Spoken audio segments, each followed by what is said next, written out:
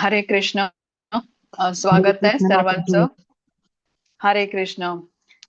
तर आपण भगवद्गीतेचा अध्याय 18वा अंतिम अध्याय आहे, मोक्ष संन्यास योग, त्याचं अध्ययन करत आहोत. वर्गाची सुरुवात आपण मंगलाचरणने करूया. हरे कृष्ण. ओम अज्ञानतिमिरान्धस्य ज्ञानाञ्जनशलाकया चक्षुरुन्मीलितं येन तस्मै श्रीगुरवे नमः. श्रीचैतन्यमनोभीष्टं स्थापितं येन भूतले स्वयं रूप कदा मह्यं ददाति स्वप्रदान्तिकम्. हे कृष्ण करुणा सिंधो दीनबंधो जगत्पते गोपेश गोपिका कांत राधा कांत नमोस्तुते. तप्त कांचन गौरांगी राधे वृंदावनेश्वरी वृषभानुसुते देवी प्रणमामि हरिप्रिये. नमः. ओम विष्णुपदाय कृष्णप्रेष्ठाय भूतले श्रीमते भक्तिवेदांत स्वामिन् इति नामिने. नमस्ते सारस्वते देवे गौरवाणी प्रचारिणे निर्विशेष शून्यवादी पाश्चात्य देशतारिणे. जय श्री कृष्ण चैतन्य प्रभु नित्यानंद श्री अद्वैत गदाधर श्रीवासादि गौर भक्त वृंद. हरे कृष्ण कृष्ण कृष्ण हरे हरे, हरे राम राम राम हरे हरे. हरे कृष्ण. तर सर्वात प्रथम आपण इस्कॉनचे संस्थाचार्य कृष्णकृपा मूर्ती भक्ती वेदांत स्वामी श्रीला प्रभुपाद यांना साष्टांग प्रणाम करूया. त्यांनी आपल्याला ज्या सोप्या शब्दामध्ये भगवद्गीता आपल्या समोर ठेवली आणि त्यामुळेच आपण हे अध्ययन करू शकलो. श्री श्री राधा गोविंद इस्कॉन मँगलोरचे अध्यक्ष नामनिष्ठ दास प्रभूजी यांना सादर प्रणाम, ज्यांनी हा अभ्यासक्रम आपल्या सर्वांच्यासाठी बनवला, झूमच्या द्वारे उपलब्ध करून दिला आणि त्यामुळे घरी बसल्या या संधीचा आपण लाभ घेऊ शकलो. अन्वय माताजींना प्रणाम करते, ज्यांनी मला भगवद्गीता शिकवली आणि श्लोकांचा सखोल अर्थ समजावून सांगितला. तसेच माझ्या होस्ट मिनल माताजी यांना सादर प्रणाम, उपस्थित सर्व भक्तांना सादर प्रणाम आणि सर्वांचं परत एकदा स्वागत. तर आपण हा जो शेवटचा अध्याय आहे तो बघतो आहे, मोक्ष संन्यास योग, गीतेचा निष्कर्ष असंही नाव आहे या अध्यायाचं. भगवद्गीतेचा अंतिम अध्याय आहे आणि भगवंतांच्या प्रती शरणागतीचा सर्वोच्च मार्ग मनुष्याला कसं सर्व पापांमधून मुक्त करून पूर्ण ज्ञान प्रदान करतो हे या अध्यायामध्ये सांगितलेलं आहे. 18वा अध्यायामध्ये कृष्ण अर्जुनाला परत एकदा सर्व सारांश सांगतात उपदेशाचं, जे आधी त्यांनी सांगितलेलं आहे.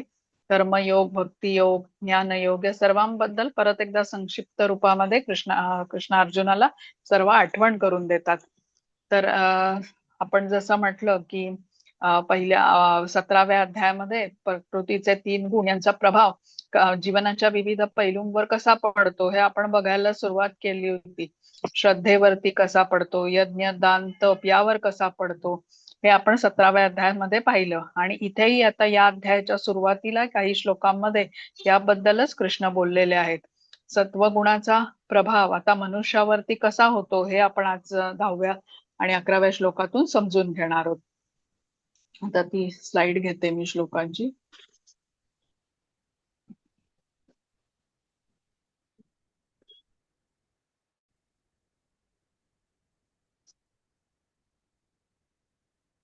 हा, हरे कृष्ण माताजी. 10वा आणि आता एकत्र वाचू. वाचते. चालेल. हा. हरे कृष्ण. न द्वेष्ट कुशलं कर्म कुशलेनानुषज्यते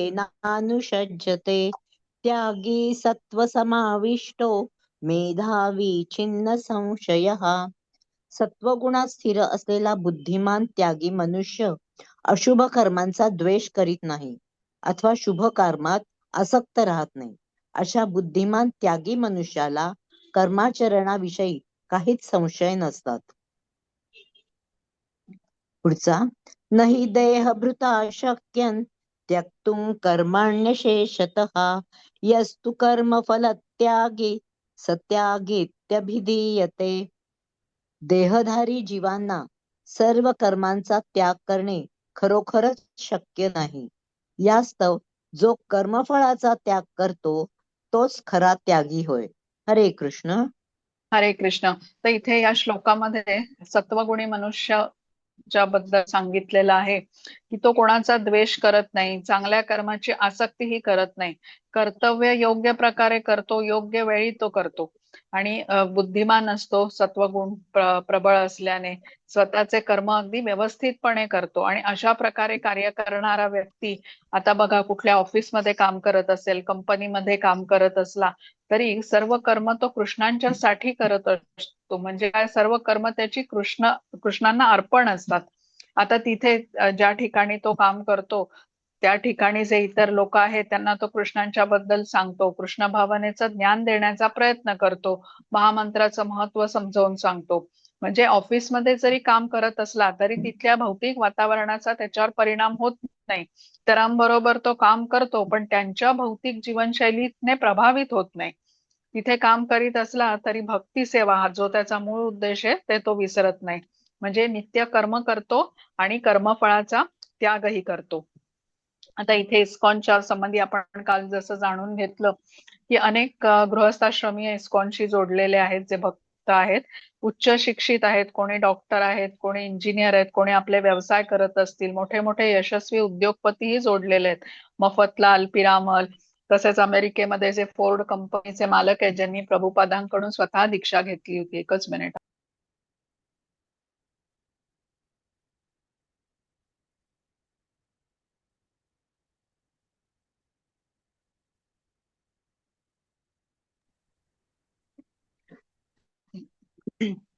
आता हे फोर्ड कंपनीचे जे मालक होते, अल्फ्रेड फोर्ड, त्यांनी स्वतः प्रभुपादांकडून दीक्षा घेतलेली होती आणि आता त्यांचं नाव दीक्षित झाल्यामुळे अंबरीश प्रभू असं नाव आहे.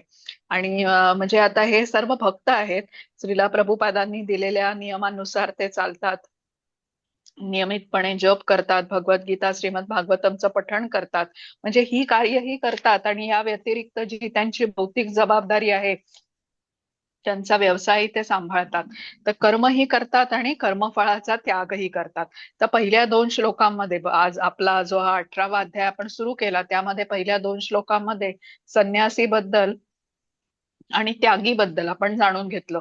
त्यागी कोण आहे, जो भौतिक जगामध्ये राहतो, इथे राहून तो कार्य करतो, कठोर परिश्रम करतो आणि म्हणजे जे काम त्याने हातामध्ये घेतलेले ते व्यवस्थितपणे पूर्ण करतो आणि त्यातून मिळणारा जो लाभ आहे धनसंपत्तीचा तो कृष्ण भावनेशी तो जोडतो. आणि त्यामुळे आता असे लोक आपण ज्यांचा आता उल्लेख केला असे महात्मा म्हटले जातात.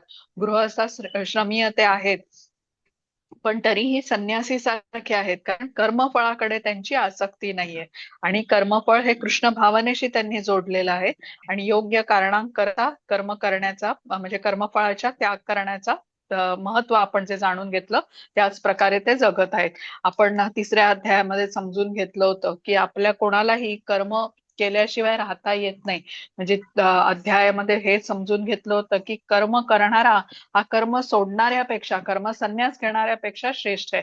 आता तोच भाग इथे परत एकदा कृष्ण संक्षिप्त रूपात अर्जुनाला त्याची आठवण करून देतात. तर पुढचा श्लोकही त्याच्यावरच आधारित आहे, तो वाचू आता. हरे कृष्ण.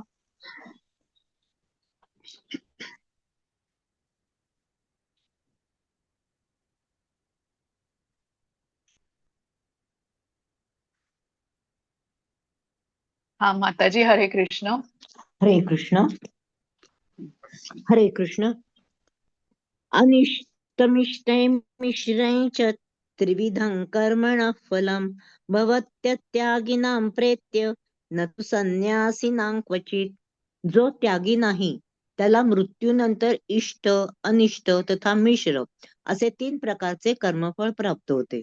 तथापि संन्यासाश्रमातील पुरुषांना कर्मफळांचे सुख अथवा दुःख भोगावे लागत नाही. हरे कृष्ण. हरे कृष्ण. बघा, जो त्यागी नाही म्हणजे श्रीकृष्णांच्यासाठी कर्मफळांचा त्याग करत नाही, त्याने केलेल्या कर्मांचं चांगलं वाईट हे फळ भोगावं लागतं. पण जो कृष्ण भावना भावित आहे त्याला आपलं व कृष्णांचं नातं काय आहे हे माहिती आहे आणि त्यानुसार तो कर्म करतो, त्यामुळे तो नित्य मुक्त असतो, कर्मफळांची इच्छा ठेवत नाही. त्यामुळे मृत्यूनंतर त्याला कर्माची चांगली वाईट अशी फळं भोगावीही लागत नाहीत.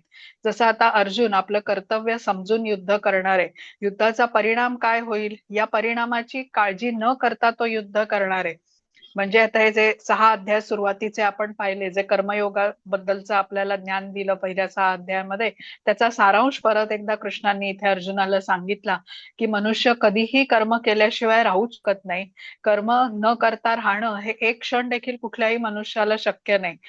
आणि जो कृष्णांकरता मात्र कर्म करतो, कर्मफळांचा स्वतः भोग करत नाही, तसेच सर्व काही कृष्णांना अर्पण करतो, तो खरा त्यागी म्हटलेला आहे. आणि निष्काम कर्मयोगी हा श्रेष्ठ म्हटला जातो. अशा प्रकारे कर्मसन्यासीपेक्षा, कर्मसन्यासी म्हणजे काय, जो एकांतामध्ये निघून जातो, कुठलंही कर्म करत नाही. आणि कर्म करत नाही म्हणून त्याला वाटतं की कर्माचं फळही मला प्राप्त होणार नाही. पण ते पेक्षा भौतिकामध्ये राहून जो कर्म करतो आणि कर्माची फळं भगवंतांना अर्पण करतो, हा जास्त श्रेष्ठ म्हटला गेलेला आहे. आता 13वा आणि 14वा एकत्र वाचूया. माताजी, हरे कृष्ण. हरे कृष्ण. पंचैतानि महाबाहो कारणानि निमोद मे, सांख्ये कृतान्ते प्रोक्तानि सिद्धये सर्व कर्मणाम. हे महाबाहू अर्जुना, वेदांतानुसार सर्व कर्मांच्या सिद्धीची 5 कारणे आहेत. ती कारणे माझ्याकडून समजून घे. अधिष्ठानं तथा कर्ता करणं च पृथग्विधं, विविधाश्च पृथक् चेष्टा दैवं चैवात्र पंचमम्. कर्माचे स्थान म्हणजे शरीर, कर्ता, विभिन्न इंद्रिय, अनेक प्रकारचे प्रयत्न आणि शेवटी परमात्मा, ही ती 5 कारणे होत. हरे कृष्ण. हरे कृष्ण. आता 5व्या अध्यायामध्ये कृष्णांनी अर्जुनाला मिथ्या अहंकाराच्या बद्दल ज्ञान दिलेलं आहे. मिथ्या अहंकारामुळे मनुष्य स्वतःला कर्ता मानतो. मी कर्ता म्हणजेच मी भोगता, असं त्याची धारणा असते आणि त्यामुळेच तो कर्मबंधनामध्ये अडकतो, जे त्याच्या दुःखाचं कारण होतं आणि पुढे त्याला इथे शरीर धारण करावं लागतं. आता हा मिथ्या अहंकार काढून कसा टाकायचा, तर बघा, कोणी व्यक्ती असेल ज्याने आपलं घर बांधलं एक नवीन, तर मग त्याला अभिमान असतो या केलेल्या गोष्टीबद्दलचा. मग त्या रस्त्यावरून जाताना आपल्या नातेवाईकांना, मित्रमंडळींना तो मोठ्या अभिमानाने सांगतो की हे घर मी बांधलेलं आहे. कोणी आता लेखक असेल ज्याने पुस्तक लिहिलेलं आहे तर तो सर्वांना अभिमानाने सांगतो की हे पुस्तक मी लिहिलेलं आहे. कोणी आता शाळा कॉलेज सुरू केलं तर ते सांगतात हे कॉलेज मी चालवतो. कोणी अन्नदान करत असेल तर तो म्हणतो एवढ्या लोकांना मी अन्नदान करतो. आता हा जो अहंकार आहे ना, हाच मिथ्या अहंकार म्हटलेला आहे, ज्याच्यामध्ये ही कर्तेपणाची भावना आलेली आहे. कर्तेपणाची भावना आणि ममत्व. ममत्व म्हणजे ममता असते ना, आपण शरीर आहे असं समजून आपल्या शरीराच्या संबंधित ज्या गोष्टी असतात, जसं आपलं कुटुंब, आपले नातेवाईक, यांच्याबद्दल हे जे ममत्व असतं, तर हे अहंकार आणि ममत्व हे दोन्ही बंधनाचं कारण आहे. आता जसं कोणी मनुष्य, बघा, आपण जसं म्हटलं की माझ्या एवढा बुद्धिमान कोणीच नाही, मीच एवढी फॅक्टरी उभी करू शकलो, माझ्यासारखा यशस्वी कोणी नाही, हे सर्व कष्ट करून मी उभं केलं, असं त्याची एक विचार त्यांचे असतात. किंवा अनेक खेळाडू असतात, आपण बघतो की खेळामुळे त्यांना खूप यश मिळतं, प्रसिद्धी मिळते, खूप रेकॉर्ड्स ते तोडतात, पुरस्कार प्राप्त करतात, अगदी म्हणतो तसं मैदान गाजवतात ते काही वर्ष. आणि अशा खेळाडूंमध्ये पण अहंकाराची भावना येऊ शकते. मी हे यश प्राप्त केलं, माझ्या एवढा उत्तम खेळाडू कोणीही नाही. काही वर्षांच्या पूर्वी 2 प्रसिद्ध बॉक्सर्स होते, माईक टायसन आणि मोहम्मद अली, जे खूप शक्तिशाली होते. अनेक चॅम्पियनशिप्स त्या दोघांनी जिंकल्या होत्या आणि विश्वविजेता म्हणून अनेक वर्ष त्यांनी ते बॉक्सिंगचं रिंगण गाजवलं होतं. कित्येक वर्ष त्यांना कोणी हरवू शकलं नाही. म्हणजे आता त्यांची ही अशीच धारणा होती की आमच्या एवढं सामर्थ्य म्हणजे कोणातच नाही, आम्हाला कोणी हरवू शकत नाही, आम्हीच वर्ल्ड चॅम्पियन आहोत. पण आता आपण जाणून घेतलं की भौतिक जगातलं सर्व काही काळाच्या प्रभावाखाली असतं, म्हणजे कुठलीही गोष्ट टिकत नाही. कालांतराने त्यांनाही हरवणारे बॉक्सर्स आले. तर त्यामुळे हा असा अहंकार जो आहे ना, या अहंकारामुळेच गर्व येतो. अहंकारामुळेच मनुष्य आपलं जे यश आहे, स्थान आहे, पद आहे, हे टिकावं म्हणून प्रयत्न करत असतो. आता कोणी व्यक्ती त्याच्या या पदाजवळ पोहोचू लागला तर त्याची तो ईर्ष्या करतो, निंदा करून त्याला त्या पदावरून खाली ढकलायला बघतो. एकच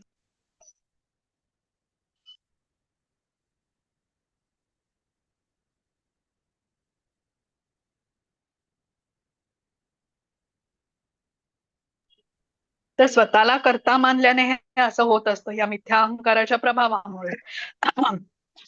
आता मी कष्ट केले म्हणून हे सर्व शक्य झालं. आता खरं तर हे असं नसतं. हा जो 14वा श्लोक आहे ना, हे आपल्याला सांगतं सांगतो की कुठलंही एखादं कर्म सिद्ध होण्याची 5 कारणं असतात. आता कुठल्या 5 कारणांबद्दल इथे कृष्ण म्हणतात, तर कर्म सिद्धी जाण्यासाठी पहिलं म्हणजे अधिष्ठानम. अधिष्ठानम म्हणजे आपलं शरीर. त्यानंतर कर्ता. म्हणजे ज्या शरीरात आता हा आपला आत्मा उपस्थित आहे तो तो कर्ता आहे. त्यानंतर आपली इंद्रिय, कान, नाक, डोळे, जीभ, त्वचा, ह्याला करणम म्हटलेलं आहे. मग पृथक चेष्टा. पृथक चेष्टा म्हणजे काय? इंद्रियांनी जे आपण प्रयत्न करतो, तोंडाने आपण बोलतो, हाताने काम करतो, ह्याला पृथक चेष्टा म्हटलेलं आहे. आणि 5वं कारण म्हणजे परमात्मा. आता म्हणजे समजून काय घेतलं पाहिजे आपल्याला? जसा हा माणूस म्हणतो की मीच काही ते हे सगळं बनवू शकलो, हे सर्व जे आहे ह्याच्या मागचं कष्ट माझे आहेत, मी आहे म्हणून हे सर्व झालं, तर हे असं नाहीये. सर्व गोष्टी या ज्या आहेत त्या कुठलीही गोष्ट सिद्धी जाण्यासाठी या 5 गोष्टी लागतात. अधिष्ठान म्हणजे आपलं शरीर, कर्ता, त्याची इंद्रिय, त्यांचे प्रयत्न आणि शेवटी म्हणजे परमात्मा. यामुळे कार्य सिद्ध होतं. आता बघा या 5 घटकांपैकी प्रत्येक घटकाचं महत्व 20-20% आहे का? तर पहिले 4 घटक म्हणजे अधिष्ठान, कर्ता, इंद्रिय आणि त्यांचे प्रयत्न हे अगदी जरी 100% वापरले तरी परमात्म्याला जो 5वा घटक आहे त्याला मान्य नसेल तर या कार्यामध्ये यश मिळू शकत नाही. मिथ्या अहंकाराने आपण आपल्याला एकमेव कर्ता मानतो. जसं तो व्यक्ती म्हणत होता की मी कष्ट केले म्हणून हा एवढा प्रोजेक्ट मोठा उभा राहिला. पण हा जो मी कर्ता मानणं आहे ना, हे अज्ञान आहे. आणि हे या श्लोकावरून आपल्याला समजतं. तर इथे कृष्ण सांगतात की काय शब्द आहे बघा, दैवमच एव अत्र पंचमम. म्हणजे 5वं कारण मी आहे, परमात्मा. ज्याची अनुमती असेल तर त्या कार्यामध्ये यश मिळेल.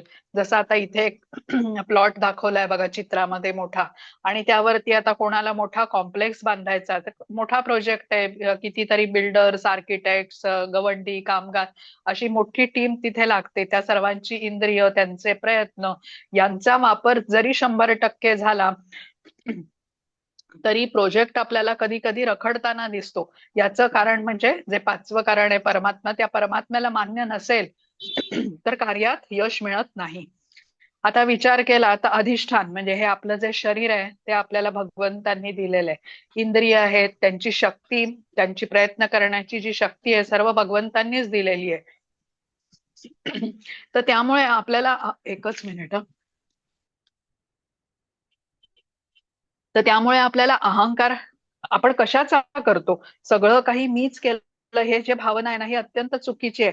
पण अज्ञानामुळे व्यक्ती स्वतःला हा एकमेव कर्ता मानत असतो. मी कर्ता आहे म्हणजे मी भोगता आणि त्यामुळे मी भोगणार, असा विचार तो करत असतो. तर या श्लोकातून आपण नीटपणे जाणू शकतो की एका कर्त्याच्या रूपामध्ये म्हणजे जीवाने जे काही कार्य केलेलं असतं, भगवंत त्याला अनुमती देतात. भगवंतांच्या अनुमतीशिवाय हे शक्य होत नाही.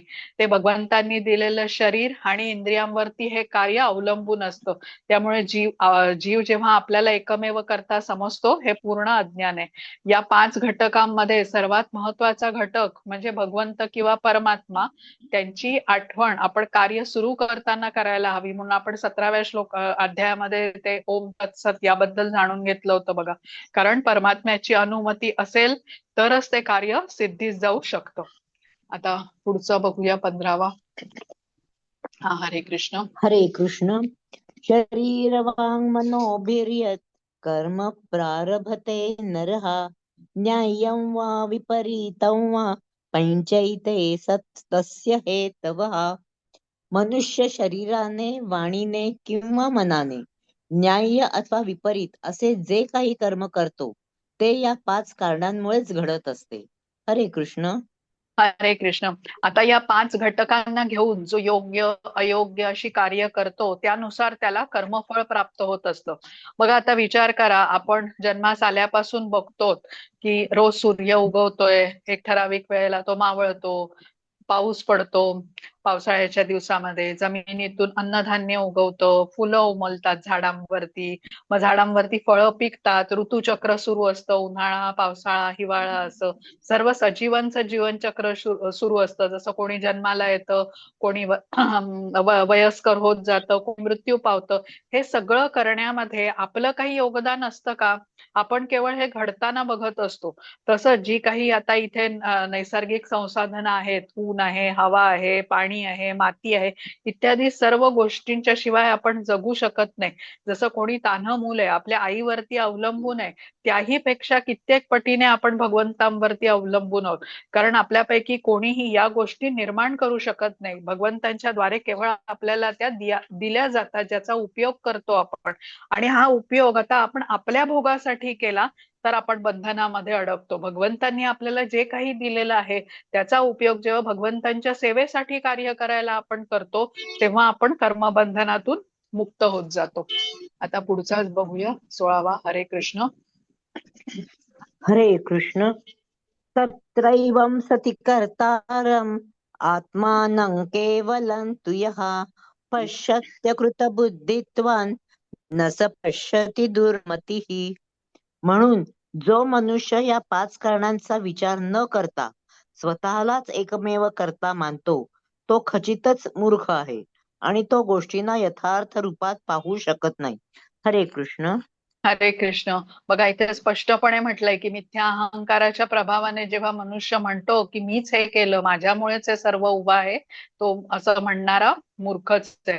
आता हे सगळ्यात महत्वाचं कारण कार्यसिद्धीत जाणारं म्हणजे भगवंत आहेत. भगवंतांची किंवा परमात्म्याची अनुमती असेल तेव्हाच हे कार्य सिद्ध होऊ शकतं. केवळ अधिष्ठान आहे, कर्ता आहे, इंद्रिय आहेत आणि त्यांचे प्रयत्न हे महत्वाचे नसून सगळ्यात महत्वाचं कारण हे जे 5वं कारण आहे परमात्म्याचं, त्याची अनुमती पाहिजे.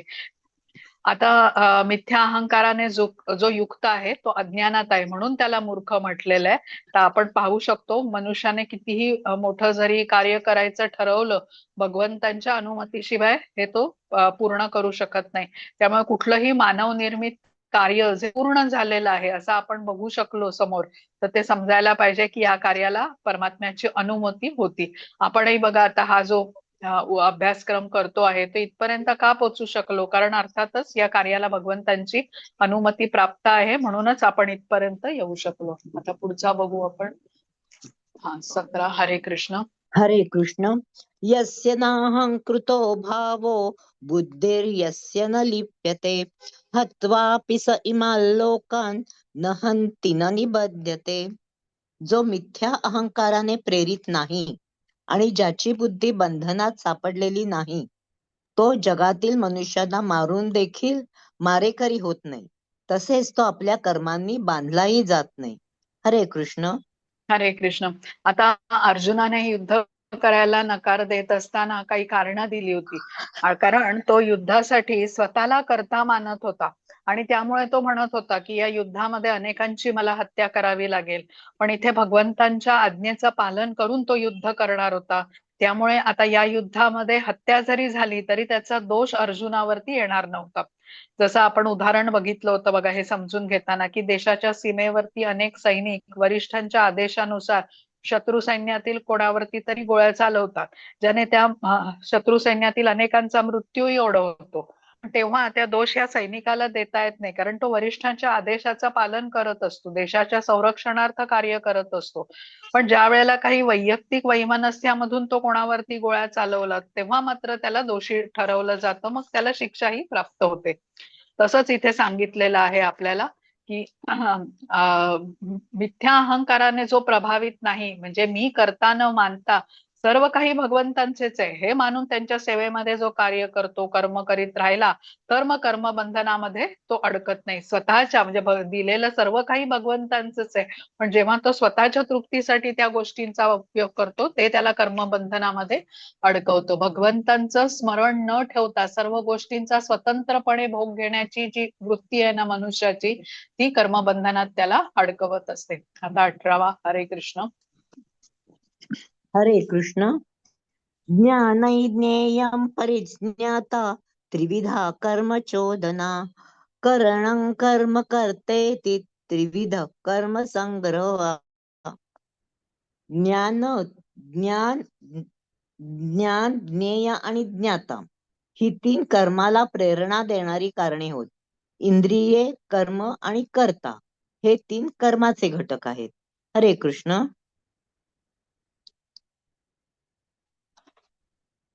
ऐकू आलं ना? हरे कृष्ण. ऐकू आलं ना? हरे कृष्ण. हो हो, आलं आलं. माझा आवाज येतोय ना आता? हा. हो, येतोय येतोय. हा, आता कार्य करायला 3 प्रेरक असतात असं या श्लोकामध्ये सांगितलंय. ज्ञान, ज्ञेयम म्हणजे ज्ञानाने जे गाठायचं ध्येय आहे ते, आणि किंवा ज्ञानाने जाण्याचा जो विषय आहे तो, आणि ज्ञाता, ज्ञाता म्हणजे जाणणारा, म्हणजे आपण असं समजूया. आणि तसंच कार्याचे पण 3 घटक आहेत. कर्म, कर्म त्यानंतर करणम, कर्म म्हणजे कार्य, करणम म्हणजे इंद्रिय, कार्य करण्याचं साधन, आणि तिसरा म्हणजे कर्ता. आता कार्याचे प्रेरक आणि कार्याचे घटक हे भौतिक प्रकृतीच्या अधीन आहेत. आता कृष्ण पुढील काही श्लोकांमध्ये हे प्रकृतीच्या 3 गुणांचा प्रभाव यांच्यावर कसा पडतो हे सांगणार आहेत. तर त्यासाठी त्यांनी इथेच ही सुरुवात केलेली आहे. आता बघा, एकदम कृष्ण ज्ञानम, ज्ञेयम, ज्ञाता याबद्दल का बोलतायत? आता सात्विक त्यागाबद्दल कृष्ण आधी बोललेले आहेत. जसे भिन्न प्रकारचे त्याग आहेत, तसेच भिन्न प्रकारचे कर्तेही आहेत. भिन्न प्रकारचं ज्ञानही असतं, बुद्धीही असते. तर हे हे सर्व प्रकृतीच्या 3 गुणांच्या प्रभावानुसार होतो हा भेद. आणि हे सांगण्यासाठी हा श्लोक आलेला आहे. आता 14 ते 17 या श्लोकांमध्ये आपण कर्माच्या सिद्धीची 5 कारणं समजून घेतली. कर्माचं स्थान म्हणजे अधिष्ठान, कर्ता, विभिन्न इंद्रिय आणि त्यांचे प्रयत्न, आणि शेवटी म्हणजे परमात्मा. आता जो व्यक्ती हे 5 घटक मान्य करतो कर्माचे, आणि स्वतःलाच एकमेव करता समजत नाही, म्हणजेच मिथ्या अहंकारातून जो मुक्त आहे, तो आपली सर्व कर्म ही भगवंतांना समर्पित करतो. कारण कर्मसिद्धीस जाण्याच्या 5 कारणांपैकी जे शेवटचं कारण आहे, दैवमच एव अत्र पंचम, म्हणजे परमात्मा, त्यांच्यावर सर्व काही अवलंबून असतं. सर्व कारणांचं कारणम हे भगवंत म्हटले जातात. आता या 3 गोष्टी म्हणजे कुठलंही कर्म करण्यासाठी कर्ता असायला हवा, कर्म असायला पाहिजे, जो ते करता तो कर्म करणार ते, आणि कशाद्वारे करणार, तर इंद्रियांच्या द्वारे करणार. यांना तिघांना मिळून त्रिविध हा कर्मसंग्रह असे शब्द आलेत बघा. म्हणजे हे 3 कर्माचे घटक आहेत. आणि जसं कर्म करण्यासाठी काहीतरी प्रेरणा लागते, तसंच ज्ञान प्राप्त करण्यासाठीही लागते. तर जे ज्ञानमार्गाचं अनुशीलन करतात, ज्यामध्ये ज्ञान, ज्ञेय आणि ज्ञाता असतो, तसंच कर्म मार्गामध्ये कर्ता, कर्म आणि इंद्रिय असतात. तर हे आपण सर्व दुसऱ्या, तिसऱ्या आणि चौथ्या अध्यायामध्ये जाणून घेतलंय. हा 8वा अध्याय कसा परत एकदा सारांश संक्षिप्त रूपात कृष्ण अर्जुनाला सांगतायत, त्यामुळे याचा उल्लेख आलेला आहे. आता आपण 19व्या श्लोकाकडे जाऊ. हा, हरे कृष्ण. हरे कृष्ण. ज्ञानं कर्म च कर्ता च त्रिधैव गुणभेदतः प्रोच्यते गुणसंख्याने यथावत् शृणुतान्यपि. प्रकृतीच्या 3 गुणांना अनुसरून ज्ञान, कर्म आणि कर्ता यांचे 3 प्रकार आहेत. ते प्रकार आता माझ्याकडून ऐक. हरे कृष्ण. हरे कृष्ण. तर प्रकृतीच्या 3 गुणांचा प्रभाव आता ज्ञान, कर्म, कर्ता यावर कसा पडतो हे सांगितलेलं आहे. सत्वगुण, रजोगुण आणि तमोगुण याबद्दल आपण 14व्या अध्यायात शिकलो. आणि हे गुण कसे आहेत? बंधनकारक आहेत. आणि 17व्या अध्यायामध्ये आपण जाणून घेतलं होतं की या 3 गुणांचा प्रभाव स्थूल गोष्टींवरती मनुष्याच्या पडतो, म्हणजे जशी श्रद्धा आहे त्या मनुष्याची, यज्ञ, दान, तप, हे कसं त्याच्यावरती हे 3 गुण प्रभाव टाकतात हे समजून घेतलं होतं. आणि आता या 3 गुणांचा प्रभाव सूक्ष्म गोष्टींवरती, कर्म, कर्ता, त्याच्यानंतर ज्ञान, बुद्धी, निश्चय, त्याचं सुख, त्यानंतर स्वभाव यावर कसा पडतो हे आता सर्व श्लोक पुढे आलेले आहेत, ते आपण आता जाणून घेऊया. आता 3 श्लोक माताजी एकत्र आहेत, हे ते तसेच हो. वाचू आपण. हरे कृष्ण. सर्वभूतेषु येनैकं भावमव्ययमीक्षते अविभक्तं विभक्तेषु तज्ज्ञानं विद्धि सात्विकम्. ज्या ज्ञानामुळे अनंत रूपात विभाजित असलेल्या सर्व जीवांमध्ये एकच अविभक्त आध्यात्मिक स्वभाव दिसून येतो, त्या ज्ञानाला तू सात्विक समज. पृथक्त्वेन तु यज्ञानं नाना भावान् पृथक् विधान वेत्ति सर्वेषु भूतेषु तज्ज्ञानं विद्धि राजसम. ज्या ज्ञानामुळे एखादा मनुष्य विभिन्न शरीरात भिन्न भिन्न प्रकारचा जीव पाहतो, ते ज्ञान राजस होय असे जाण. यत्तु कृत्स्नवदेकस्मिन् कार्ये सक्तमहैतुकम् अतत्त्वार्थवदल्पैः च तत्तामसमुदाहृतम्. ज्या अत्यल्प आणि तुच्छ ज्ञानामुळे मनुष्य सत्य न जाणता एकाच प्रकारच्या कार्यात सर्वस्व समजून त्यावर आसक्त होतो, ते ज्ञान तमोगुणी होय. हरे कृष्ण. हरे कृष्ण. आता या 3 श्लोकामध्ये प्रकृतीच्या 3 गुणांचा प्रभाव ज्ञानावर कसा होतो हे सांगितलेलं आहे. तर 20व्या श्लोकामध्ये कृष्ण सांगतात की जो मनुष्य देवता, पशु पक्षी, वृक्षवेली या सर्व म्हणजे भिन्न जीवांच्या ठिकाणी सर्वांच्या ठिकाणी स्थित आत्म्याला पाहू शकतो, त्याचं ज्ञान सात्विक असतं. आता प्राणी जे त्यांना पूर्वकर्मांच्या नुसार हा देह प्राप्त असतो, पण तरीही भगवंतांचा अंश असलेला आत्मा त्यांच्यामध्ये असतोच. बाह्य शारीरिक भेद न मानता जो आत्मतत्वाला किंवा चेतनेला पाहू शकतो, हे ज्ञान म्हणजे सात्विक ज्ञान होय. आपण 5व्या अध्यायामध्ये 18वा श्लोक जाणून घेतला होता. विद्या विनय संपन्ने ब्राह्मणे गवी हस्तिनी शुनीचैव शुपाकेच्या पंडितः समदर्शिनः. म्हणजे जो ज्ञानी असतो त्याच्यासाठी बाह्य शारीरिक भेद हे निरर्थक असतात. तो सर्वांना समदृष्टीने बघतो. गाय असेल, कुत्रा असेल, हत्ती असेल, कोणी ब्राह्मण असेल किंवा चांडाळ असेल, सर्वांना समदृष्टीने बघतो, कारण सर्वांच्या ठिकाणी स्थित आत्म्याला तो बघू शकतो. आणि परमात्मा जो आत्मा आणि परमात्मा दोन्ही स्थित आहेत हे तो बघू शकतो.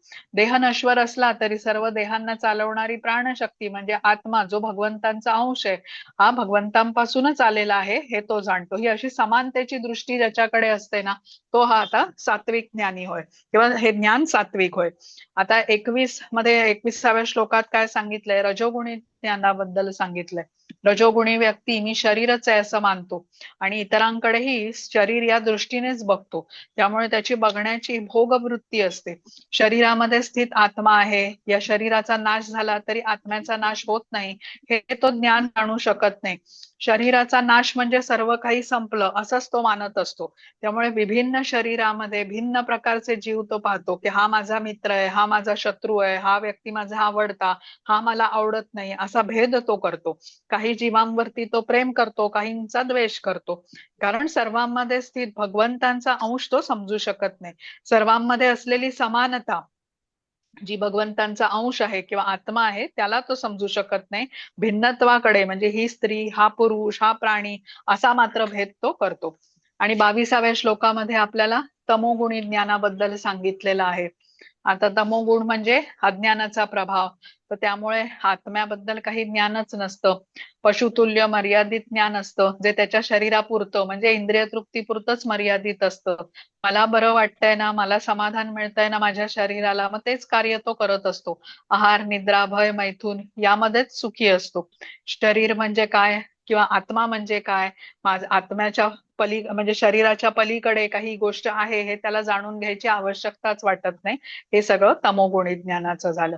आता पुढचे जे काही श्लोक आहेत ते आता कर्मांवरती कसा प्रभाव आपल्याला या प्रकृतीचे 3 गुण टाकतात याबद्दलचा आहे, तो जाणून घेऊ आपण. हरे कृष्ण. हरे कृष्ण. नियतं संगरहितं अराग द्वेषत कृतं अफल प्रेप्सुना कर्म यत्तत् सात्विकम् उच्यते.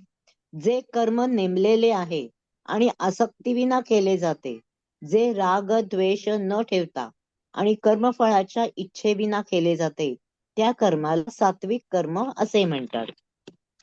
यत्तु कामेप्सुना कर्म साहंकारेण वा पुनः क्रियते बहुलायासन् तद्राजसमुदाहृतम्.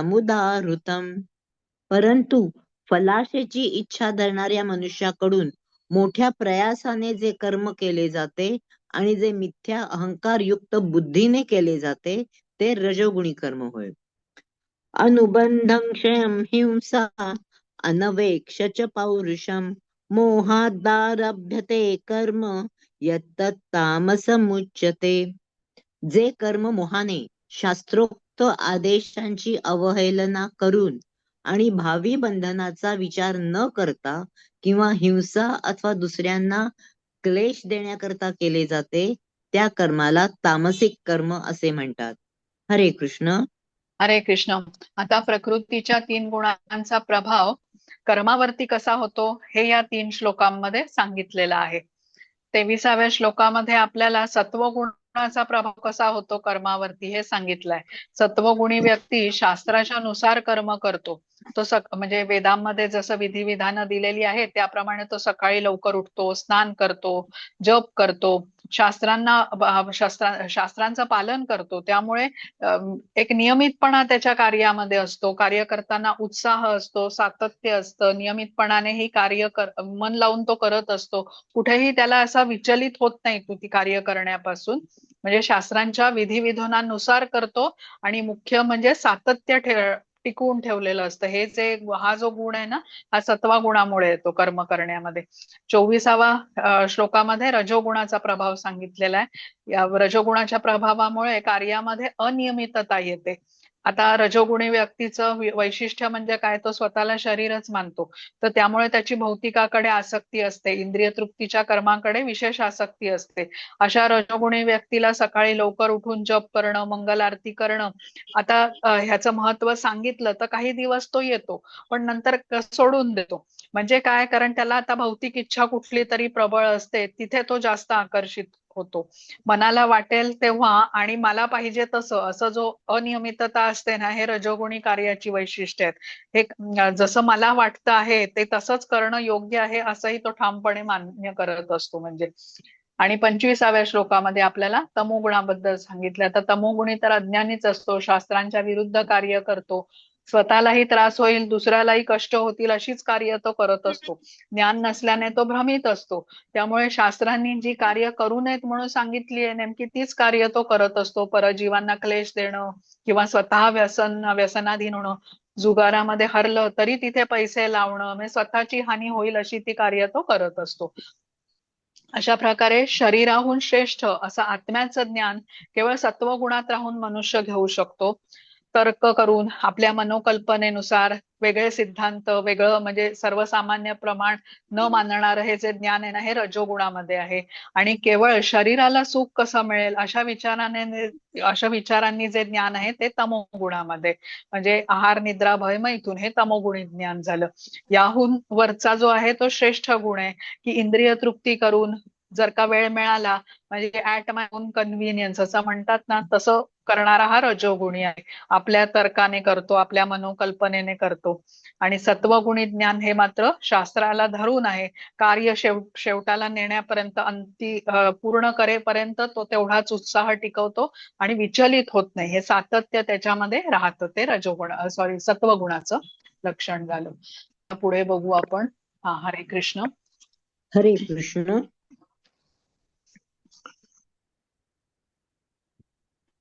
आता कितवा आहे? 26वा. 26. मुक्त संगो न संवादी धृत्युत्साह समन्वितः सिद्ध सिद्ध्योर निर्विकार करता सात्विक उच्यते. जो मनुष्य प्राकृतिक गुणांचा संग न करता मिथ्या अहंकारा विना निश्चयाने आणि उत्साहाने यशापयश यामुळे विचलित न होता आपले कर्म करतो, त्याला सात्विक कर्ता असे म्हटले जाते. रागी कर्मफल प्रेप्सुर लुब्धो हिंसात्मको शुचिः हर्ष शोकान्वित कर्ता राजस परिकीर्तितः. जो कर्ता कर्म आणि कर्मफळांप्रती आसक्त होऊन फळे भोगू इच्छितो आणि जो लोभी, ईर्षाळू, अपवित्र तथा सुखादुःखामुळे विचलित होणारा असतो, त्याला रजोगुणी कर्ता म्हटले जाते. अयुक्त प्राकृत स्तब्ध शठो नैष्कृतिको लसः विषादी दीर्घसूत्री च कर्ता तामस उच्यते. जो कर्ता नेहमी शास्त्राविरुद्ध कर्म करतो, जो भौतिकवादी, हट्टी, कपटी, दुसऱ्यांचा अपमान करण्यात चतुर असतो आणि जो आळशी, सदैव खिन्न आणि काम करताना चालढकल करणारा असतो, त्याला तमोगुणी कर्ता असे म्हटले जाते. हरे कृष्ण. हरे कृष्ण. आता प्रकृतीच्या 3 गुणांच्या अनुसार 3 प्रकारचे कर्ते या 3 श्लोकांमध्ये सांगितलेले आहेत. 26व्या श्लोकामध्ये सत्वगुणी कर्ता कसा आहे तर म्हटलंय, मिथ्या अहंकार रहित असतो, दृढ संकल्प ठेवणारा असतो, यश अपयश यामध्ये सम राहून कार्य करणारा असतो. आता मिथ्या अहंकार नसल्याने कुठल्याही भौतिक लाभाची त्याची इच्छा नसते. दृढ संकल्प ठेवतो म्हणजे काय तर मी रोज एवढा जप करेनच, मंगल आरतीला मी रोज सकाळी लवकर उठेन, रोज नियमितपणे भगवद्गीता वाचेन, हे सर्व कार्य तो उत्साहाने करतो. आता कार्यात सफलता मिळेल की नाही म्हणून असा विचार करणे म्हणजे असा तो अशी ती काळजी करत नाही. कारण त्याची स्वतःची कुठली ते कार्य करून मिळण्याचा जो लाभ आहे तो स्वतः भोगण्याची त्याची इच्छा नसते. यश मिळालं तर ती भगवंतांची कृपा असं समजतो, अपयश आलं तर तशी भगवंतांची इच्छा असा तो विचार करतो. आणि तरीही कार्य पूर्ण होईपर्यंत उत्साहाने ते करतो. कार्य करीत असताना येणाऱ्या अडचणींवरती मात करतो. पूर्ण उत्साहाने तो कार्य करतो, आपला उत्तम प्रयत्न करतो कार्य करण्याचा, आणि कर्मफळाची अपेक्षा न ठेवता ते कार्य पार पाडण्याचा तो प्रयत्न करत असतो. म्हणजे सुख दुःख समे कृत्वा लाभ लाभौ जया जयो, आपण दुसऱ्या अध्यायातला 38वा श्लोक होता बहुतेक तो, ज्यामध्ये कृष्ण अर्जुनाला म्हणाले की मान अपमान, सुख दुःख, जय पराजय या सर्व भौतिक परिस्थितीमध्ये माझं स्मरण करून, मनामध्ये माझं स्मरण ठेवून कृष्ण भावना तू जप. म्हणजे हे भगवंतांनी तिथेच सांगितलं होतं. आणि श्रीला प्रभुपाद आपल्याला उदाहरण देतात या श्लोकामध्ये हा समजून घेण्यासाठी, की बघा आता थंड प्रदेशामध्ये इंग्लंड इत्यादी ठिकाणी भक्त आहेत कृष्णांचे. आता भक्त म्हटला की त्याची नियमित जी कार्य आहेत ते ती करतातच. कधी बर्फ पडला असेल, कधी पाऊस पडला असेल, तरी ते आपलं जे नेहमीचं कार्य आहे, हरिनाम संकीर्तन आहे, ते करताना दिसतात. योग्य ते गरम कपडे घालतील, पाऊस पडत असेल तर रेनकोट घालतील, पण त्यांचा कार्यक्रम सुरू राहतो, तो थांबत नाही. बर्फ आता भौतिकाचा प्रभाव असलेला व्यक्ती असेल तर तो काय म्हणेल की एवढा बर्फ पडतोय, पाऊसही पडतोय, मी कामावरती जात नाही, किंवा कधी खूप कडक उन्हाळा असेल तेव्हाही मी जात नाही कामावर. आता हे असं असेल तर मग सेवा कशी होणार भक्ताच्या हातातून? तर भक्त या ऊन पाऊस थंडी हे ऋतुचक्र तर सुरूच राहणार बघा, त्याने विचलित न होता आपलं जे कृष्ण भावनेतलं कार्य आहे ना तो भक्त सुरू ठेवतो. ह्याला सात्विक कर्ता म्हटलेला आहे. अपयश जरी येणार असेल तरी पूर्ण शक्तीनिशी उत्तम प्रयत्न तो करतो. आणि जटायूचं उदाहरण पण आपण इथे समजून घेऊया. जटायूने रावणाबरोबर युद्ध केलं बघा, रावणाला थांबवण्याचा आटोकाट प्रयत्न केला, म्हणजे त्याचे पंख छाटले गेले त्या कार्यामध्ये, पण तरीही त्याने नख चोच इत्यादी वापरून रावणाशी खूप संघर्ष केला. आता रावणाने प्रथम तलवारीने त्याचा एक पंख छाटला होता, पण तरी त्याने प्रतिहल्ला केला रावणावरती. मग दुसराही पंख छाटला गेला, तेव्हा मात्र तो जमिनीवरती येऊन पडला. आता भौतिकदृष्ट्या कोणी विचार केला तर कोण म्हणू शकतात ना लोक ज्यांचं भौतिक बुद्धी आहे, की काय गरज होती या जटायूला, एवढं शक्तिशाली रावण होता त्याच्याबरोबर लढायची, पंख तर छाटले गेलेच आणि प्राण पण त्याला गमवावे लागले. आता ही भौतिक दृष्टी झाली की त्याची हार झाली. पण आता प्रभू रामचंद्र जेव्हा तिथे आले, त्यांनी बघितलं की माता सीतेसाठी जटायूने रावणाशी युद्ध केलं, म्हणजे आपल्या पूर्ण क्षमतेने तो लढला, प्राणपणाला लावले त्याने, तर तेव्हा त्याच्या सेवेची नोंद घेऊन त्याला वैकुंठ लोकामध्ये प्रवेश दिला. तर अशा प्रकारे सत्वगुणी करता कर्मफळाची अपेक्षा ठेवत नाही, दृढ संकल्प ठेवतो, प्राणपणाला लावून सेवा करतो. म्हणजे कृष्ण भावनेमध्ये केलेला प्रयत्न हा महत्वाचा असतो. कार्य अपूर्ण राहिलं, यश जरी मिळालं नाही तरी त्याचा उत्साह, प्रयत्नांची नोंद भगवंत घेतात, कारण हृदयामध्ये स्थित परमात्मा म्हणून ते आहेत. आणि म्हणूनच त्यांना उपद्रष्टा असं म्हणतात बघा, साक्षी भावाने ते उपस्थित असतात. आता 27व्या श्लोकामध्ये रजोगुणी कर्त्याबद्दल सांगितलंय. रजोगुणी कर्ता हा सकाम इच्छा ठेवतो, त्याच्या मनामध्ये लालसा असते, ईर्ष्या असते, अशुद्धता असते, आणि यशापयशामुळे तो प्रभावित होणारा असतो. रजोगुणी करता हा कर्मावरती आणि कर्मफळावर अत्यंत आसक्त असतो. त्याला स्वतःसाठी अधिक संपत्ती मिळावी, इतरांच्या पेक्षा माझ्याकडे जास्त असायला हवं, भौतिक सुखसोयी असायला हवं, माझं जीवन अधिकाधिक कसं सुखी करता येईल याचा विचार हा करतो सतत रजोगुणी करता. आणि मनासारखं कर्मफळ मिळालं तर तो सुखी होतो, अपयश आलं तर त्याला फार दुःख होतं, आणि धनसंपत्तीचा लोभ असतो त्याला. आणि अशा लोकांना मग ते धन कुठल्या मार्गाने आलं आहे हा विचार ते फारसा करत नाहीत, त्याला महत्व देत नाहीत. धन मिळतंय ना मग ते घ्या असं त्यांची वृत्ती असते. स्वतः इंद्रिय तृप्ती करण्यासाठी चुकीचा मार्गही तो अवलंबवू शकतो, कारण त्याचं तीव्र आकर्षण असतं इंद्रिय तृप्तीकडे. पापकर्म देखील करतो, म्हणूनच त्याला अशुद्ध म्हटलेलं आहे. आता इतरांचा उत्कर्ष झालेला त्याला सहन होत नाही, त्यांचा द्वेष करतो तो. तसं स्वतःची धनसंपत्ती मात्र अविनाशी आहे असं त्याला वाटत असतं. जसं कोणी आता रजोगुणी कर्त्याकडे मदत मागितली तर तो पटकन मदत करेल असं कधीच होत नाही.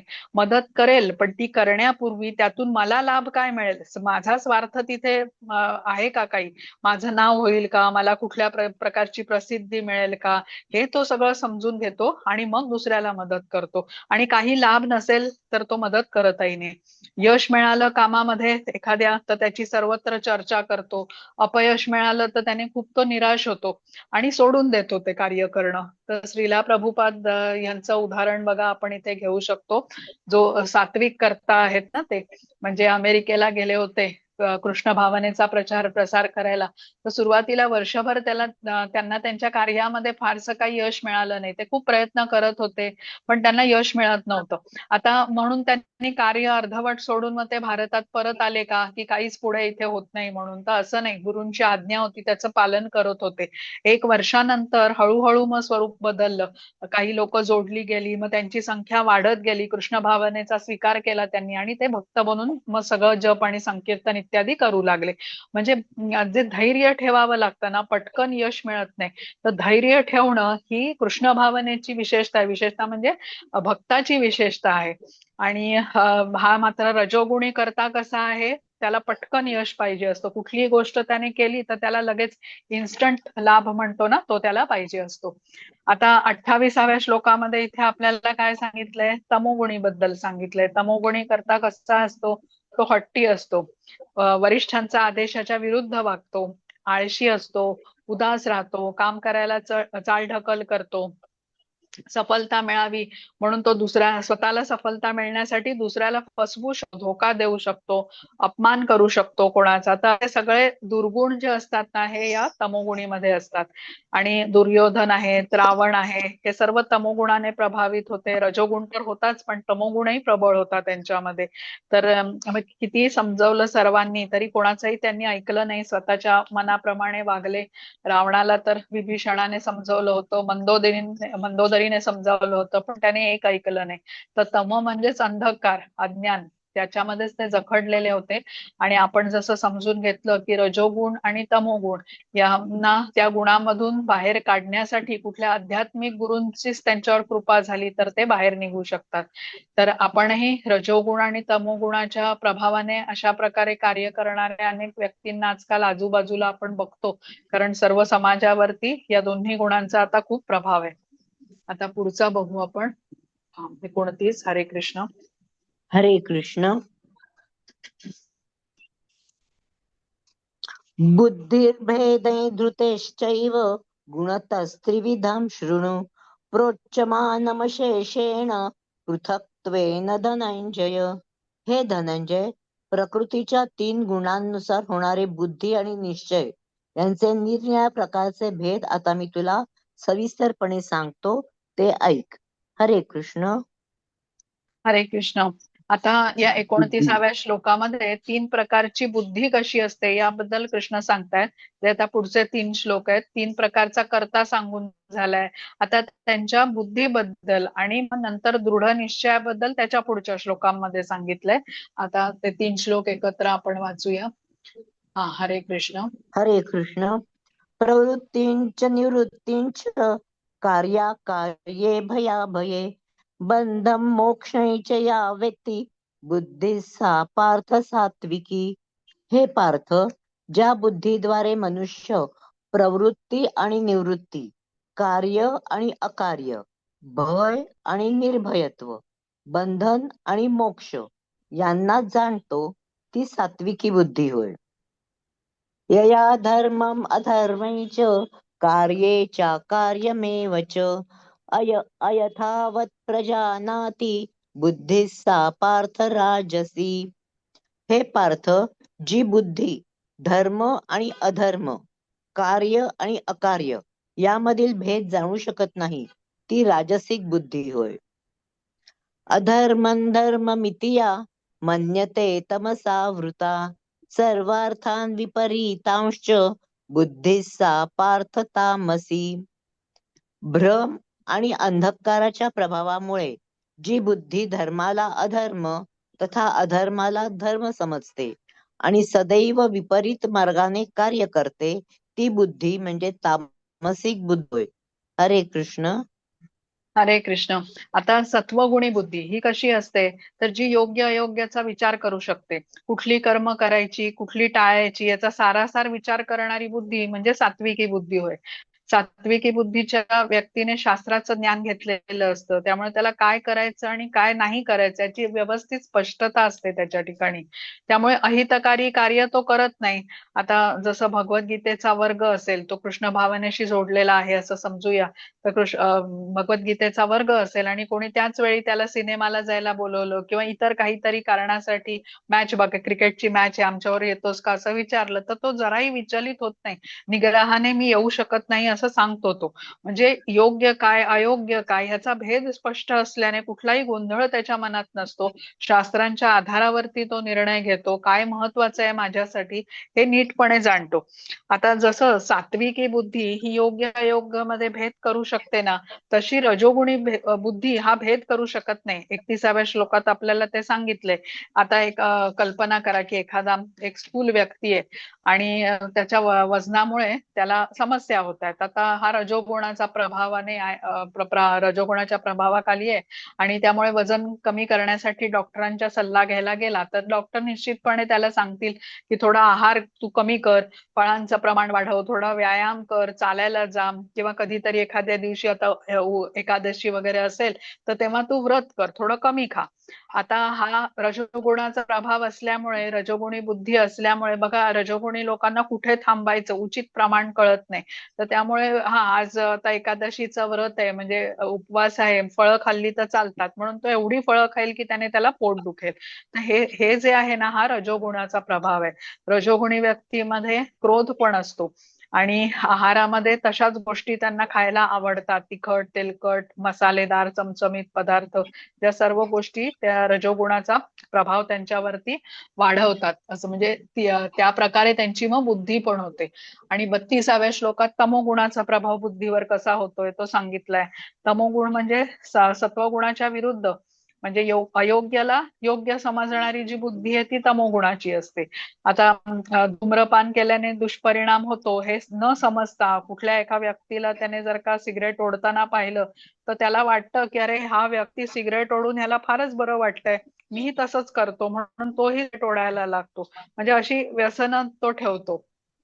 आता व्यसनांचं कसं असतं, ज्या वेळेला कोणी व्यक्ती आता सिगरेट ओढतो किंवा दारू पितो, काही वेळ ते सुख मिळतं, सगळं विसरून बरं वाटतं त्यांना. पण काही काळाने नशा उतरली की ते होत्या त्या परिस्थितीपेक्षा खालच्या स्तराला जाऊन दुःख होतं म्हणजे. आणि परत ते विसरण्यासाठी मग तो व्यक्ती त्या आहारी जातो, सिगरेटच्या दारूच्या. म्हणजे हे अशा प्रकारे हे व्यसन वाढत जातं दिवसेंदिवस. आणि म्हणजे दिवसातून अनेकदाही सिगरेट ओढणारे, अनेक वेळा सिगरेट ओढणारे हे असे मूर्खच लोक म्हटले पाहिजेत, जे तमोगुणाच्या प्रभावात असतात. स्वतःचंही नुकसान करतात, कुटुंबाचंही नुकसान करतात आणि त्रास झाला तरी परत तेच करतात. हे अशी वृत्ती जी आहे ना, ही तमोगुणाचा प्रभाव आहे. जसं जुगारामध्ये पैसे हरले तरी त्यांना जुगारामध्ये लावायचेच असतात पैसे, हे सगळं तमोगुणाच्या प्रभावाने होतं. म्हणजे तमोगुणी आत्तापुरता विचार करतो, आत्ता मला ते कार्य करताना बरं वाटतंय ना, एवढंच त्याचा विचार असतो. भविष्यात त्याचा परिणाम काय होईल, किती भयंकर परिणाम होईल हे विचार करण्याची बुद्धी तमोगुणीकडे नसते. आता पुढच्या श्लोकामध्ये आपल्याला दृढ निश्चयाबद्दल सांगितलेलं आहे, ते आता आपण समजून घेऊ. हा, हरे कृष्ण.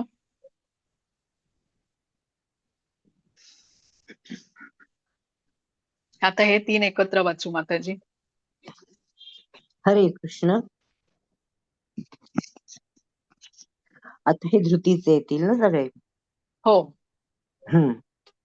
धृत्या यया धारयते मन प्राणेन्द्रिय क्रियाः योगेन व्यभिचारिण्या धृती सा पार्थ सात्विकी. हे पार्थ, जो निश्चय अचल आहे, जो योगाभ्यासाद्वारे दृढपणे धारण केलेला आहे आणि अशा रीतीने जो मन प्राण आणि इंद्रियांच्या क्रियांना संयमित करतो, तो निश्चय म्हणजे सात्विक निश्चय होय. यया तु धर्म कामार्थान धृत्या धारयते अर्जुन प्रसंगेन फलाकांक्षी धृतिस्सा पार्थ राजसी. परंतु हे अर्जुना, ज्या निर्धाराने मनुष्य धर्म, अर्थ आणि काम यांच्या फळांवरती आसक्त असतो तो निश्चय राजसिक होय. यया स्वप्नं भयं शोकं विषादं मदमेव च न विमुञ्चति दुर्मेधा धृतिः पार्थ तामसी. हे पार्थ, जी धृती, स्वप्न, भय, शोक, विषाद आणि मोहाच्या पलीकडे जाऊ शकत नाही, ती दुर्बुद्धीपूर्ण धृती म्हणजे तामसी निश्चय होय. हरे कृष्ण. हरे कृष्ण. आता इथे निश्चयाबद्दल सांगितलंय हे 3 श्लोक. सात्विक निश्चयामुळे मनुष्य आपल्या मनाला, इंद्रियांना नियंत्रण करू शकतो. दृढ निश्चयी असतो. दृढ निश्चय म्हणजे कसा, हा तुटत नाही. दृढ संकल्प ज्याला म्हणतो आपण, की रोज मी जप करेनच, नियामक तत्वांचं पालन मी करेनच, भगवद्गीतेच्या वर्गाला मी रोज जाईनच, हा असा निश्चय. एवढी दृढता असते साधना करण्यामध्ये की तो निश्चितपणे मग क्रमशः प्रगती करतोच.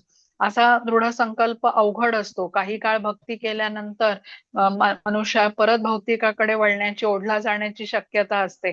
परत नातेवाईकांच्या बरोबर, मित्रमंडळींच्या बरोबर, सोशल मीडिया इत्यादी ह्याच्यामध्ये तो ओढला जातो. मग अशा वेळेला जप करणं सुटतं, भगवद्गीतेचा वर्ग परत तो अटेंड करू शकत नाही नियमितपणे. भौतिकामध्ये पैसे कमवण्यासाठी, इंद्रिय तृप्ती करण्यासाठी त्याचा कल वाढतो.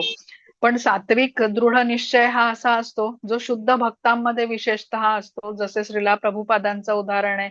अमेरिकेमध्ये ते अमेरिकेला जाण्याचा बोटीतून त्यांनी प्रवास केला, त्यावेळेला त्यांची तब्येत बिघडली, पण तरीही त्यांचा निश्चय मात्र दृढ राहिला. म्हणजे अमेरिकेला पोहोचण्याचा निश्चय दृढ होता, तिथे जाऊन कार्य करायचाही निश्चय दृढ होता. ते डगमगले नाहीत.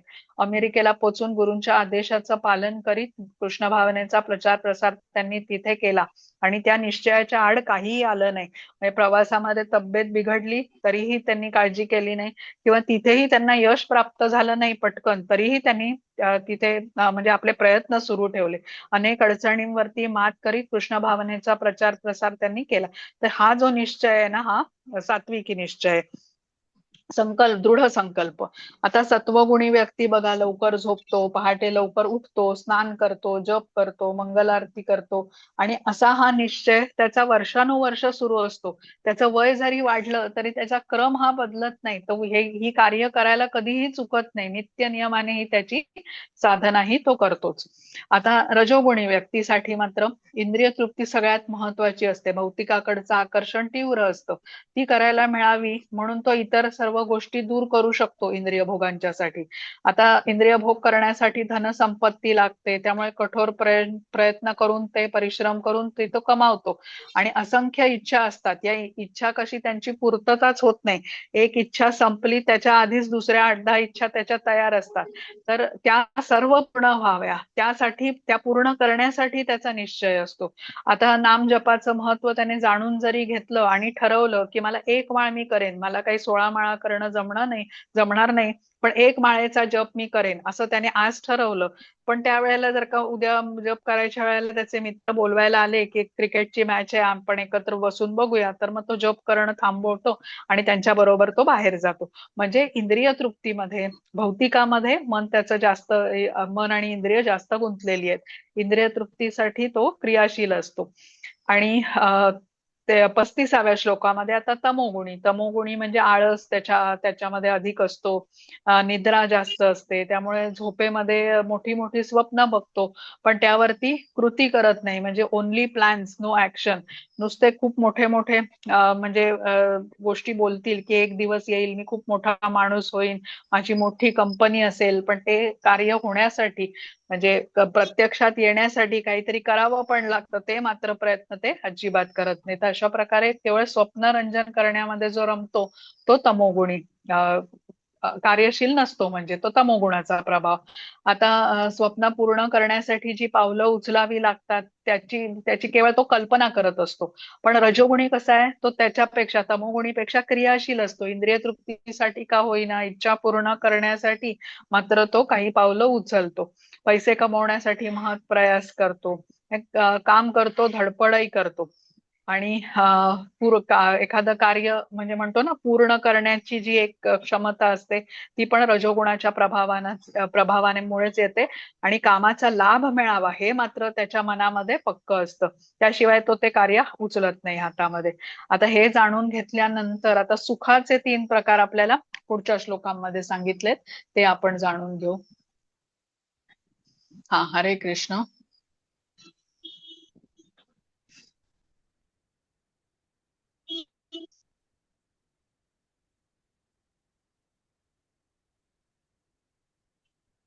हा, मिनल माताजी, हरे कृष्ण. हरे कृष्ण. 36.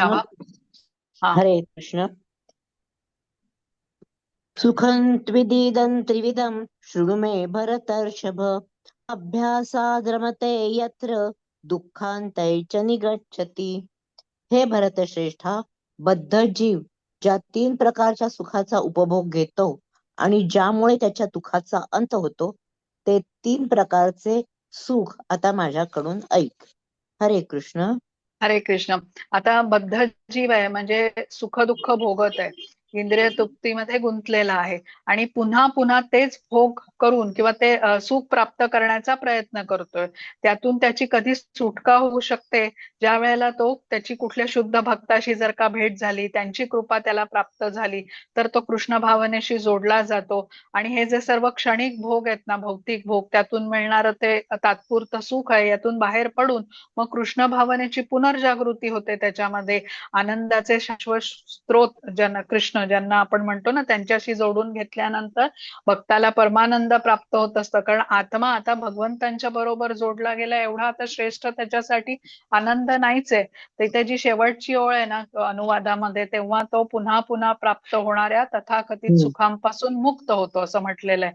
तर ती तथाकथित सुख म्हणजे इंद्रिय तृप्तीच्या सुखांना, भौतिक सुखांना उद्देशून म्हटलेलं आहे. कारण जीव प्रत्येक जन्मामध्ये इंद्रिय तृप्तीच करत आलेला आहे. अनादी कालापासून केवळ इंद्रिय तृप्ती जीव करत आलेला आहे. ती पूर्ण करण्यासाठीच पुढील शरीर धारण करतो. म्हणजे जे आधीच्या जन्मात उपभोगलं तेच परत परत, म्हणजे हेच चक्र सुरू आहे बघा, यातून सुटका नाहीये. ती सुटका केव्हा होऊ शकेल, दिशा बदलेल इंद्रिय तृप्तीपासून भगवंतांकडे, म्हणजे कामाचं रूपांतर जेव्हा भगवंतांच्या प्रती प्रेमामध्ये होईल त्यावेळेला ही जीवनाची दिशा बदलेल, हे सांगितलेलं आहे. आता 3 श्लोक एकत्र आहेत पुढचे, ते वाचू आपण. हा, हरे कृष्ण. हरे कृष्ण. प्रकृतीच्या 3 गुणांवर आधारित 3 प्रकारचे सुख. यत्तदग्रे विषमिव परिणामे मृतोपमं, तत्सुखं सात्विकं प्रोक्तम आत्मबुद्धी प्रसादजम. जे सुख आरंभी विषासमान प्रतीत होत असून शेवटही अमृततुल्य असतो आणि जे मनुष्याच्या ठिकाणी स्वरूप साक्षात्काराची जागृती करते, त्या सुखाला सात्विक सुख असे म्हणतात. विषयेंद्रिय संयोगात यत्तदग्रे मृतोपमं परिणामे विषमिव तत्सुखं राजसं स्मृतम्. इंद्रियांचा विषयांशी संयोग झाल्याने प्राप्त होणारे सुख प्रारंभी अमृतासारखे भासते, परंतु शेवटी ते विषाप्रमाणे असते. अशा सुखाला राजसिक सुख असे म्हणतात. यदग्रे चानुबंधे च सुखं मोहनमात्मनः, निद्रालस्य प्रमादोत्थै तत्तामसमुदाहृतम्. आणि जे सुख स्वरूप साक्षात्काराकडे लक्ष देत नाही, जे आरंभापासून शेवटपर्यंत मोहमयीच असते आणि जे निद्रा, आळस आणि प्रमाद यापासून उत्पन्न होते, त्या सुखाला तामसिक सुख म्हटले जाते. हरे कृष्ण. हरे कृष्ण. आता सत्वगुणी सुख कसं आहे, सुरुवातीला ते विषासमान पण शेवटी अमृततुल्य. विषासमान म्हणजे काय, की अवघड आहे ते, म्हणजे कार्य करण्यासाठी अवघड आहे, त्यामुळे विषासमान म्हटलेलं आहे. आता जसं जप करणं आहे, सुरुवातीला 1 माळ जप करणं पण अवघड वाटतं, कठीण वाटतं. सकाळी लवकर उठायचंय, वेळ काढायला लागतो तेवढा. पण करत राहिला व्यक्ती, त्याच्यामध्ये लागून राहिला निश्चयाने, तर मग 16 माळांच्या जप या स्थितीपर्यंत पण तो पोहोचू शकतो. म्हणजे कुठलेही भक्तीचे जे नियम आहेत, शास्त्राची विधिविधान आहेत, ही पालन करायला कठीण, पण पालन करू शकला तो साधक तर मात्र मिळणारा लाभ हा कसा आहे, अगणित आहे. सत्वगुणी सुख हा सुरुवातीला कठीण वाटतं. जसं आपण म्हटलं, जप करणं, पहाटे उठून स्नान करणं, मंगल आरतीला रोज उपस्थित राहणं, भक्तीची नियामक तत्व पाळणं. आता या वाईट सवयी जे आहेत ना, मनुष्याला भौतिकामधलं आकर्षण आहे, तर ते कसं दृढ अडकवून ठेवलेलं असतं, गुंतून जातो मनुष्य आपण म्हणतो ना. पण ज्या वेळेला मनुष्य सत्वगुणाच्या प्रभावाखाली येऊन कृष्ण भावनेशी जोडून घेतो, याचा भक्तीचे नियम पाळू लागतो, जप करू लागतो, मंगल आरती इत्यादी किंवा भगवद्गीता, श्रीमद भागवतम याचं पठण करू लागतो, तेव्हा मनुष्याला हे समजतं की ह्या ज्या वाईट सवयी तो इतकी वर्ष बाळगून होता, या सवयीला त्यानेच घट्ट पकडून ठेवलेलं होतं, तेच त्याच्या दुःखाचं कारण होतं. आणि मग त्या सोडल्यावरती त्याला आनंद प्राप्त होऊ लागतो, जो अमृता समान आहे, कारण कृष्णांबरोबर जोडला गेलेला आहे. म्हणजे सुरुवातीला अत्यंत कठीण पालन करायला, पण मनुष्य जर का यशस्वी झाला तर अंती त्याला अमृततुल्य असा आनंद मिळू शकतो. तर खूप चुकीच्या सवयी आपण लावून घेतलेल्या असतात बघा जीवनामध्ये, त्या सोडताना त्रास होतो. म्हणून आरंभी विषा समान असं म्हटलंय, सोडायला अवघड असतात. जसं एखादं कडू औषध असेल, ते घेताना आपल्याला त्रासदायक वाटतं, म्हणजे एवढं कडू की आता त्याचा एक चमचा ते औषध घेणं पण अगदी नकोसं होतं. पण तेच आपल्या स्वास्थ्यासाठी मात्र लाभदायक ठरत असतं. विद्यार्थ्यांच्यासाठी नियमित अभ्यास करणं, व्यायाम करणाऱ्यांच्यासाठी रोज नियमितपणे सकाळी उठून व्यायाम करणं, ही सगळी तीच उदाहरणं आहेत. किंवा आता फास्ट फूड खाण्याची सवय आहे, त्यांना ते सुरुवातीला हे सगळं सोडणं, असा प्रकारचा आहार हे खूप अवघड वाटतं, पण नंतर तोच त्यांच्या स्वास्थ्यासाठी उपयोगी पडतो. एखादा व्यक्ती खूप ऐशोआरामात जगत असेल, तर त्याला व्याधी उत्पन्न होतात, मग डॉक्टर त्याला सांगतात की तुमची जीवनशैली तुम्हाला बदलायला पाहिजे, तुमची तब्येत व्यवस्थित ठेवायची असेल तर. तर मग त्यालाही अशा प्रकारचा त्रास. 38व्या श्लोकामध्ये रजोगुणी सुख सांगितलंय, सुरुवातीला आनंद देणारं पण अंततः दुःख देणारं.